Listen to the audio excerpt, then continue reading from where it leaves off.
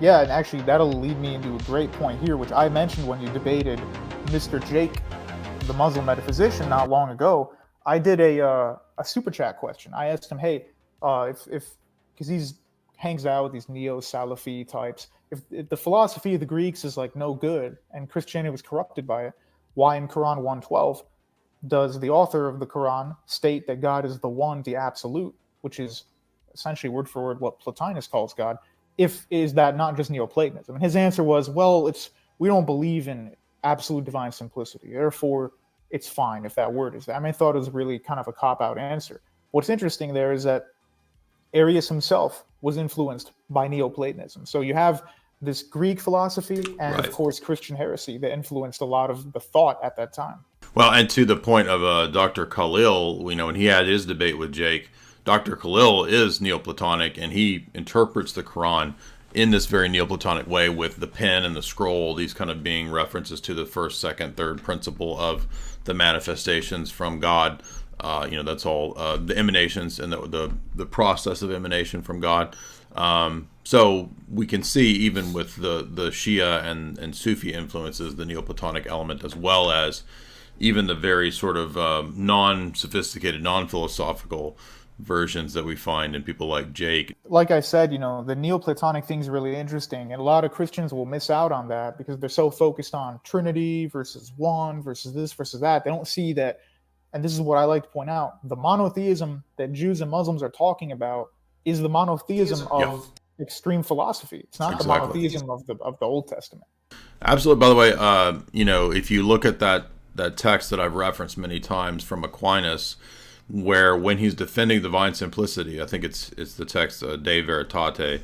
It's in the Ralph McHenry selected readings of Aquinas. When he's arguing for divine simplicity against John Damascus's arguments for the essence energy distinction, he cites Maimonides and says that, but Rabbi Moses says, blah, blah, blah. God cannot have accidents, and if he were to have real distinctions between essence and energy, then he would have accidents. Therefore, Maimonides is correct. If you read Dr. Ed Fazer, for example, he says this is just what classical theism is. It's the God of Averroes, Avicenna, Aristotle, Plato, Augustine, and Aquinas. Yeah, that's the monotheistic religion that we don't believe in. We do believe in monotheism, but it's the monarchia of the Father, as Dr. Branson eloquently demonstrates. But that is not the same thing as a Unitarian Islam that is totally distinct from Christ and Christianity. And Muslims themselves will tell you that we don't accept you as monotheistic with us. So this idiocy of Christian ecumenists and natural theology proponents who want to act like, well, because we have the same term monotheism that we share, they're monotheists, we're monotheists, therefore we must believe in the same God. That's a quantifier shift fallacy. But also, Muslims themselves will tell you, you don't worship our God. Yeah, they definitely admit that. And then the interesting thing with the natural theology is, I mean, it's really just kind of unbiblical. A lot of the early fathers say, yeah, philosophy's all right, but even the lowest thing that Moses could ever say is greater than the highest thing that Plato or Aristotle could say. So philosophy can be helpful, but we can't just go, oh, these guys share Aristotelian metaphysics with us, ergo it's the same God. It's a very confusing concept. It's almost like the corpus hermeticum. People are saying like, oh yeah, Absolutely. all these gods and prophets, they actually come from this one God who unites everything together. So Plato and all these guys, actually they're worshiping the same thing, therefore their revelation is equal to Moses, and that's where these Exactly. issues come from.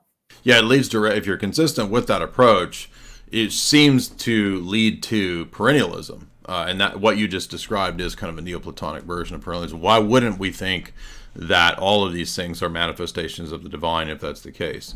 Why not Hinduism, right? Because like there were, quote, Orthodox Hindus who aren't as, I mean, they're still polytheists, but they're not as crazy about the polytheism as some folksy Hindus would be. Why can't those Hindu gods just be part of the natural revelation too? Couldn't that be how God speaks to India? I mean, there's kind of no limits if you're going to adapt that kind Well, of. Nostra Aetate actually kind of speaks that way. It's like this is how God, generic God, reaches the Hindu, is through the Hindu's desire for release from the attachments of this world. And it says something like Hindus seek God in refuge.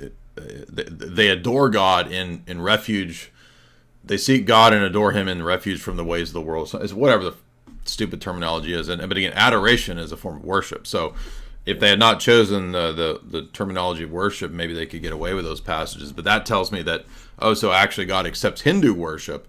It's just on a graded scale, in the Vatican II documents, to where Hindus are down here, Muslims are up here because they're monotheists, supposedly, and then up here is evangelical Christianity, and then you got Anglicanism very close to Rome, and then Orthodoxy is right next to Rome, and then you got Rome. So there's concentric circles and gradations, which makes sense in a Neoplatonic emanation type of perspective.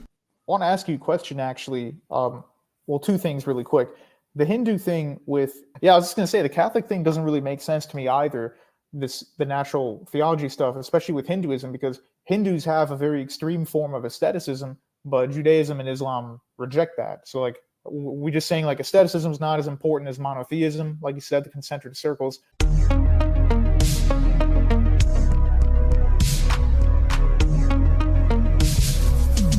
Divinity raises the humanity in Christ through theosis, and that's exactly what we experience.